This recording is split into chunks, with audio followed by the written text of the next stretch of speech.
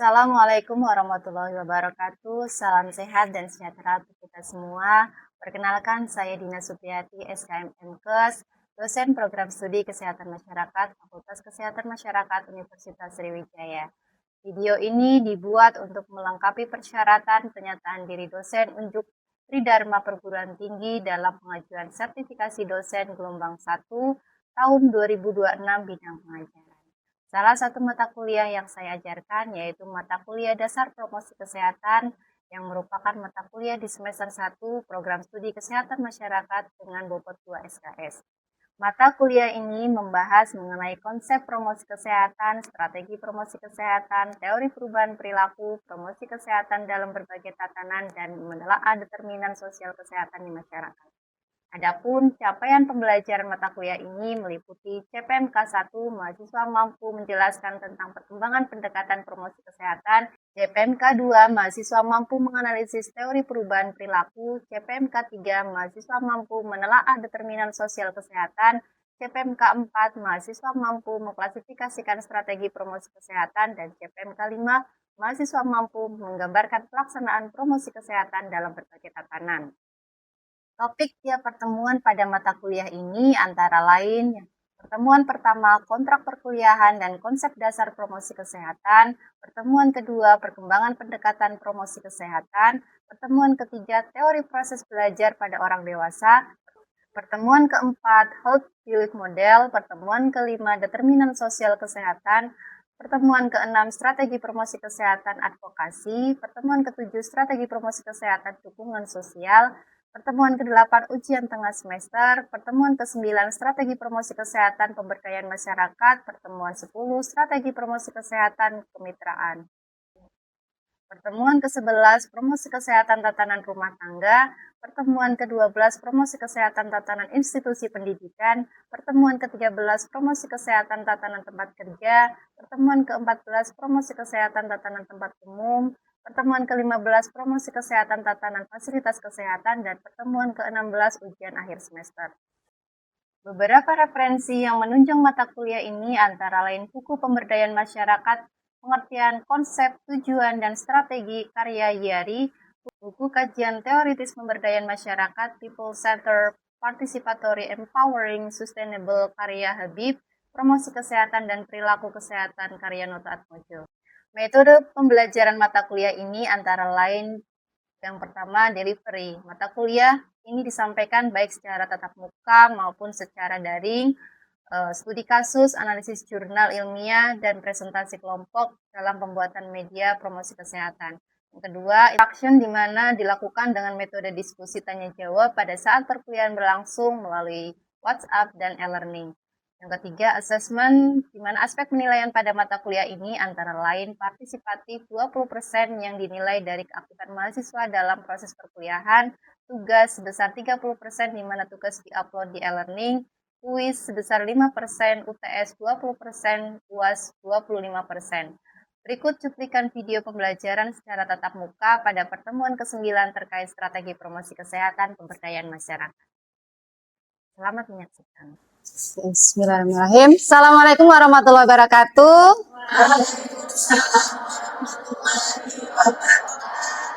Selamat pagi semuanya.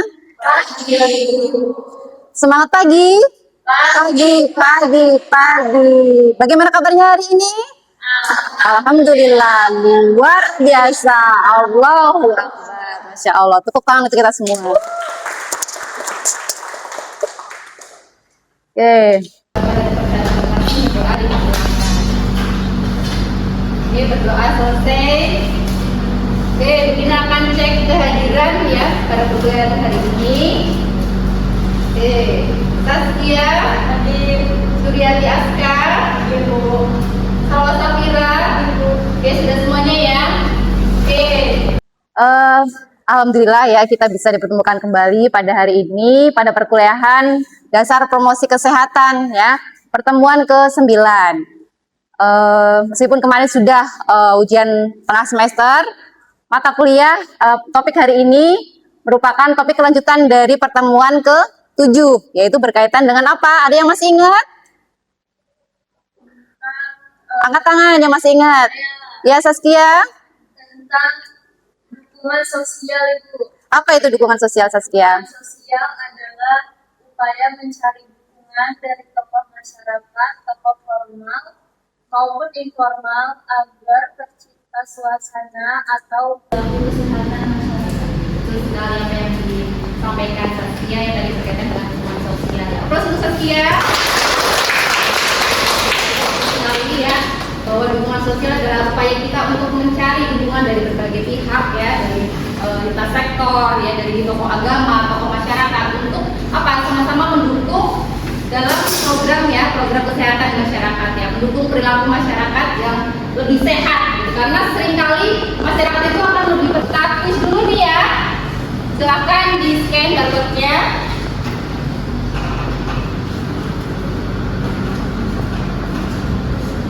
Materi sudah Budina share di e-learning ya. Kalau yang sudah download, sudah membaca pasti bisa nih mengerjakan kuis hari ini ya. Tapi akan ada door prize menarik dari Budina ya.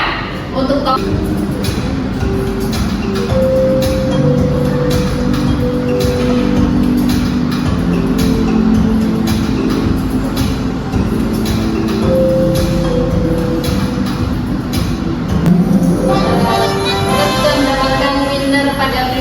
hari ini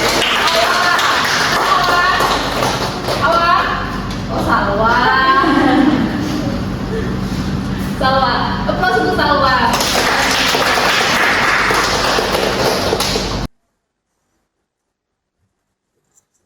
Oke, sebelumnya Bu Dina akan menyampaikan terkait sub CPMK pada pertemuan hari ini, yaitu mahasiswa mampu menjelaskan tentang strategi promosi kesehatan berupa pemberdayaan masyarakat.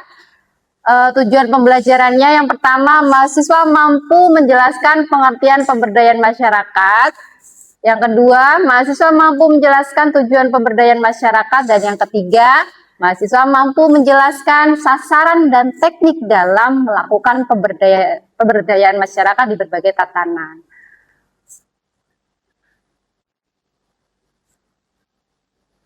Oke, mengapa penting pemberdayaan masyarakat? Ada yang ingin berpendapat? Ya, Nuril? Pentingnya pemberdayaan masyarakat karena pemberdayaan masyarakat itu sendiri mampu meningkatkan kemampuan serta kemandirian suatu masyarakat baik individu maupun kelompok. Oke, terima kasih. Bagus sekali jawaban dari Nuril ya. Terus Nuril, arti dari pemberdayaan masyarakat adalah upaya untuk memandirikan masyarakat gitu ya. Karena berkaitan dengan program kesehatan itu berkaitan dengan program kesehatan itu kan sangat banyak sekali ya. Tentunya pemerintah tidak bisa bekerja sendiri gitu ya. Baik itu Kementerian Kesehatan, Dinas Kesehatan provinsi, kabupaten, kota, dan yang paling dasar ya, paling primer yaitu Puskesmas ya, yang tentunya membawahi beberapa desa. Nah, itu tidak bisa bekerja sendiri gitu ya. Tidak bisa menyelesaikan permasalahan kesehatan sendiri, ya enggak? Jadi memang butuh ya peran serta aktif dari masyarakat itu sendiri ya dalam merubah perilaku dari yang tidak sehat menjadi lebih sehat gitu ya. Jadi butuh peran serta aktif dari masyarakat ya. Nah, untuk pengertian dari pemberdayaan masyarakat ada yang tahu? Ya, Bel? Pengertian dari pemberdayaan masyarakat itu sendiri, masyarakat itu merupakan suatu proses untuk meningkatkan kesadaran diri, kemampuan, kemandirian, serta kesejahteraan masyarakatnya yang berfokus pada keterampilan baik itu secara individu maupun kelompok sehingga dapat meningkatkan kualitas hidup masyarakat. Oke, ya, meningkatkan kualitas hidup masyarakat dan kesehatan masyarakat yang setinggi-tingginya ya. Itu tujuan akhir dari program kesehatan yang ada di masyarakat. Terima kasih Abel, bagus sekali jawabannya. Untuk Abel. Ya, jadi betul gerakan pemberdayaan masyarakat di sini adalah upaya untuk menumbuhkan norma ya dan memandirikan masyarakat. Jadi apa yang belum baik di masyarakat ya, contohnya norma-norma apa nih? Berkaitan dengan perilaku merokok ya. Kita masih banyak menemukan ya masyarakat itu yang masih merokok ya di sekitar orang-orang yang tidak merokok ya. Padahal itu tentunya ya merugikan untuk orang-orang di sekitarnya gitu ya, sebagai perokok pasif seperti itu. Jadi ya harapannya kita ya sebagai tenaga kesehatan nantinya bisa merubah perilaku-perilaku tersebut ya agar lebih aware ya, lebih peduli terhadap orang-orang sekitar ya. Jadi karena tidak mau berhenti merokok, setidaknya tidak merokok di sekitar orang-orang yang di sekitarnya seperti itu ya. Ketika di dalam rumah tidak merokok di dalam rumah ya. Itu adalah norma ya. Norma-norma yang ada di masyarakat harapannya bisa berubah menjadi ke arah yang lebih baik ya. Atau memandirikan masyarakat di sini ya. Dalam pemberdayaan masyarakat ini adalah proses memfasilitasi individu ya, kelompok dan masyarakat agar mampu berperilaku hidup sehat serta berperan aktif dalam pembangunan kesehatan. Jadi masyarakat itu tidak hanya sebagai objek pembangunan kesehatan, tapi masyarakat itu juga sebagai subjek pembangunan kesehatan.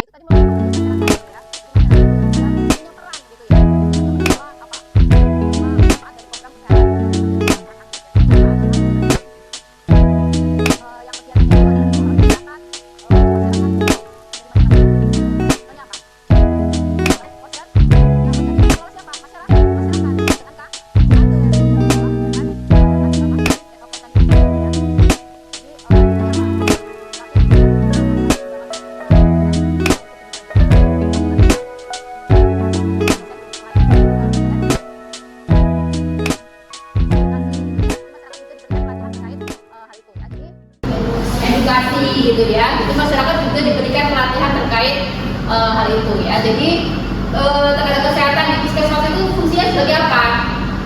Fasilitator gitu ya. Jadi pemerintah ya melalui tadi lembaga kesehatan itu fungsinya adalah sebagai fasilitator gitu ya, bukan sebagai eksekutor saja gitu ya. Inti dari pemberdayaan masyarakat pertama adalah proses, dimana proses di sini apa? Kombinasi berbagai dukungan menyangkut sosial budaya ya, psikologis, pendidikan ya, organisasi, kebijakan dan peraturan perundang-undangan. Jadi pemberdayaan masyarakat itu memang cukup kompleks gitu ya. Memang perlu dukungan dari berbagai pihak ya. Dukungan dari segi budaya yang ada di masyarakat ya, harapannya budaya yang di masyarakat juga mendukung kesehatan ya. Seringkali kita pertemukan budaya-budaya itu terkadang ada yang berlawanan dengan kesehatan gitu ya.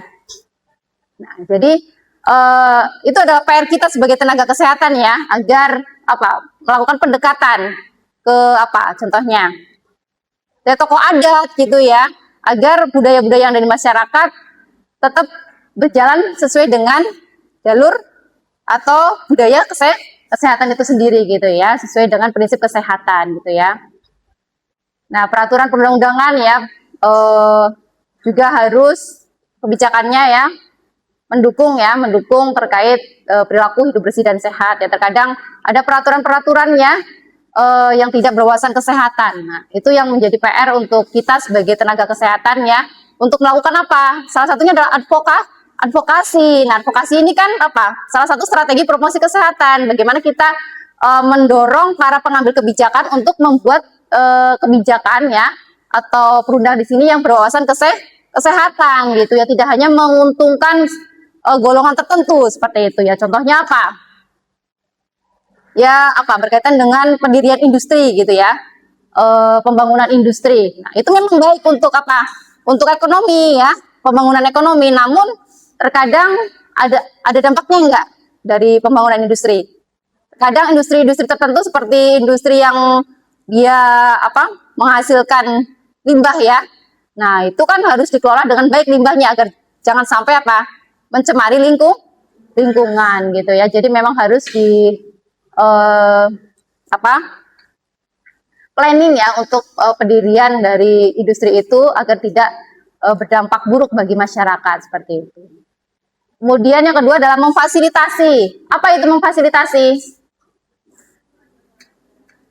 Kegiatan pendampingan untuk menggali potensi yang ada di masyarakat. Ini seperti yang sudah Budina lakukan ya, dengan beberapa rekan Budina dari Prodi Gizi, dari Fakultas Pertanian ya, melakukan kegiatan pemberdayaan masyarakat ya, karena concern kami adalah terkait permasalahan stunting yang masih tinggi di masyarakat gitu ya. Sehingga kami punya ide ya untuk membuat vertical garden gitu ya, untuk di daerah-daerah yang dia rawa gitu ya, karena rumah di rawa itu kan biasanya di bawah perumahannya itu dia cenderung tidak bisa untuk ditanami. Masyarakat itu punya peran aktifnya gitu ya untuk sama-sama mengontrol pembangunan kesehatan yang ada di sekitar kita. Nah, ini adalah tujuan dari pemberdayaan masyarakat gitu ya, yaitu mengubah sasaran dari tidak tahu menjadi tahu. Ini adalah tahap awal dari pemberdayaan masyarakat. Jadi merubah masyarakat yang mungkin belum paham terkait masalah kesehatan tertentu gitu. Contohnya berkaitan dengan stunting gitu ya. Masyarakat perlu dikasih pemahaman berkaitan dengan apa itu stunting, apa dampaknya apa. Nah, ya jadi kita perlu memberikan pemahaman ke masyarakat agar ketika masyarakat paham tentang apa itu dampaknya dari stunting, ya, sehingga masyarakat itu mampu berupaya untuk mencegah agar anak-anak mereka tidak mengalami stunting, karena tadi dampaknya sangat berat ya. Dampaknya bisa menyebabkan retardasi mental ya, kemudian tadi gangguan kecerdasan gitu ya. Oke, itu adalah tahap awal dari kegiatan pemberdayaan masyarakat ya. Kemudian dari pengetahuan yang mereka miliki harapannya berubah menjadi kemauan. Kemauan di sini sikap. Jadi sering kali ya kita ditemukan di masyarakat itu sudah paham berkaitan dengan tadi masalah terkait rokok nih ya, berkaitan dengan rokok ya. Banyak sekali ya masyarakat yang merokok ya, mereka paham nggak apa dampak dari perilaku merokok itu? Paham ya, merokok itu bisa menyebabkan serangan jantung gitu ya, hipertensi ya, gangguan pada kesuburan. Tapi mereka akhirnya berhenti nggak merokok? Nggak ya. Nah itu karena itu pengetahuan yang mereka miliki tidak berubah menjadi kemauan. Karena bisa jadi karena faktor yang lain ya. Karena faktor ya lingkungan gitu ya, lingkungan, karena mungkin merasa kalau tidak merokok itu tidak keren dianggap oleh orang-orang sekitarnya gitu ya.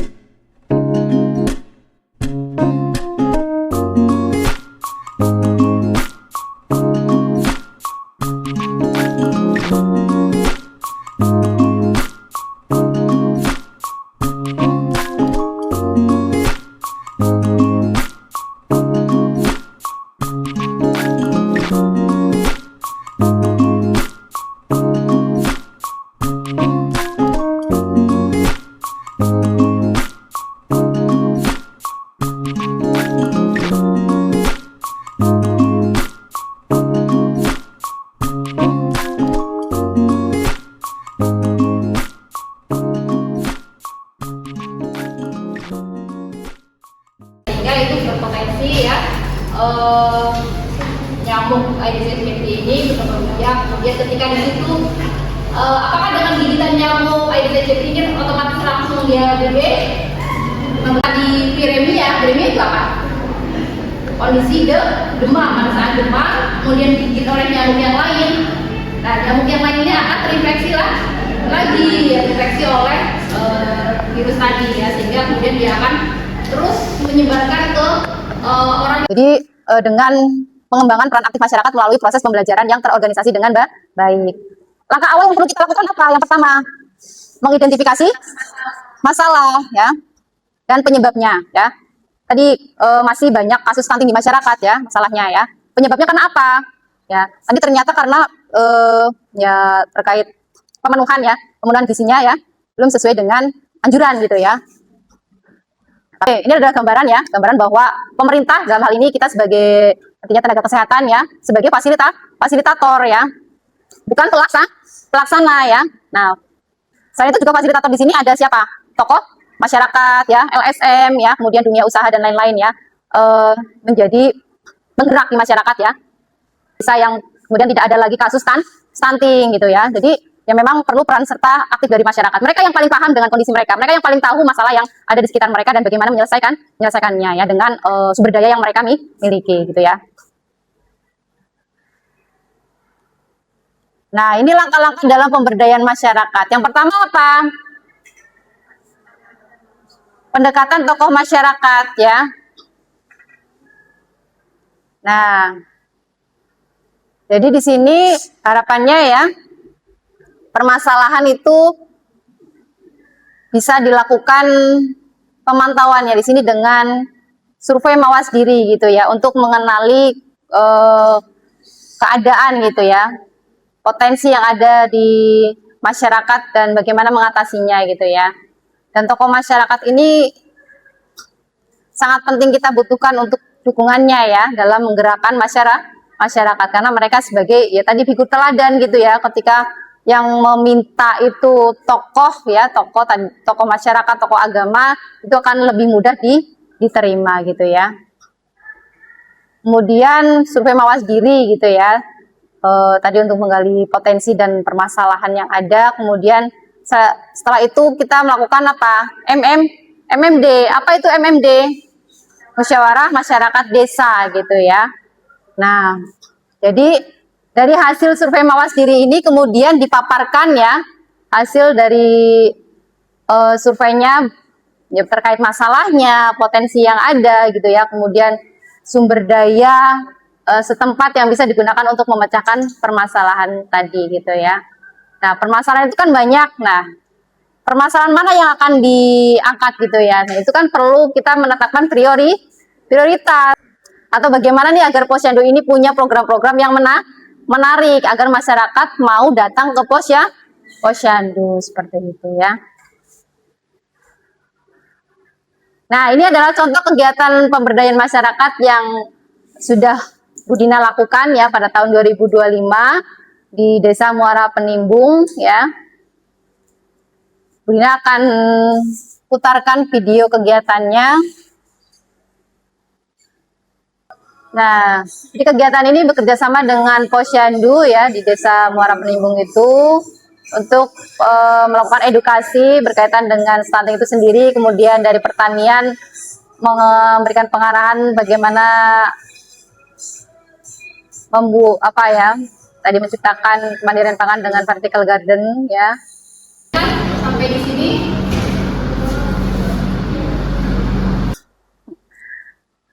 Pada pertemuan sebelumnya Bu Dina sudah menyampaikan untuk penugasan ya, untuk membuat media, ada yang membuat media poster, leaflet ya, flip chart, video. Nah, yang sudah di-upload di e-learning ya. Oke, untuk hari ini kita akan mempresentasikan ya sesi presentasi dari penugasan tersebut. Kelompok mana nih yang mau maju untuk presentasi? Ayo. Oh iya, silakan kelompoknya Suryati maju. Harus tahu dampak utama stunting itu apa aja, ada 3, yaitu pertama dari segi fisiknya pertumbuhan terhambat, terus yang kedua ada perkembangan otot terganggu, dan yang terakhir mudah sakit. Nah, untuk cara mencegah stunting pada ibu dan bayi, untuk ibu hamil yaitu mengkonsumsi protein seperti telur, daging, sayur, buah dan semacamnya, serta meminum tablet-tablet darah, serta periksa kehamilan minimal 6 kali. Lalu untuk bayi usia 0 sampai 6 bulan dilakukan dengan ASI eksklusif IMD. Itu merupakan hasil diskusi yang telah kami laksanakan. Dengan kami juga ada slogan ini, yaitu ayo mencegah stunting sejak dini. Mungkin sekian dari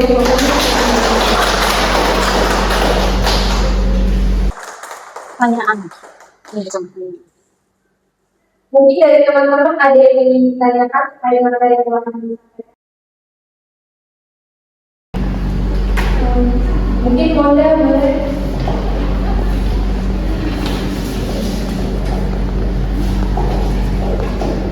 Terima kasih kepada Rata atas kesempatannya. Kenalkan, nama saya Maya Ismail Putri. Nah, tadi kan sudah dijelaskan terkait stunting ya, dan juga dijelaskan bahwasanya salah satu penyebab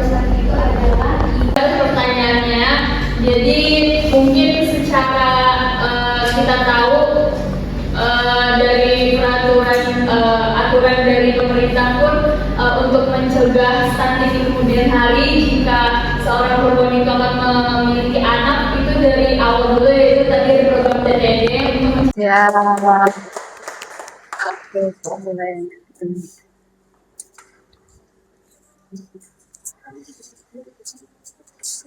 Oke, tadi presentasi dari kelompok 1 ya berkaitan dengan stunting gitu ya. Jadi kita post test ya.